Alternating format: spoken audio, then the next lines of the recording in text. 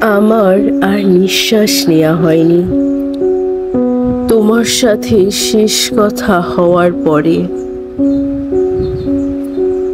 শ্বাস প্রশ্বাস এখন চরমপন্থী বরফের মতো জমাট বেঁধেছে শিরা প্রতি শিরায়। শ্বাসরোধ হয়ে মরাও ভালো লাগে না,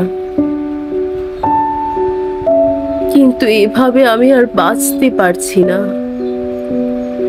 স্থির সময়ের মাঝে, তোমার নিরর্থক আক্ষেপের মাঝে, আর সব অবসাদ প্রয়োজনের মাঝে হারানো স্মৃতিগুলো আবার পথের কাঁটা হয়ে দাঁড়িয়েছে। ভেবেছিলাম ডাক দেব,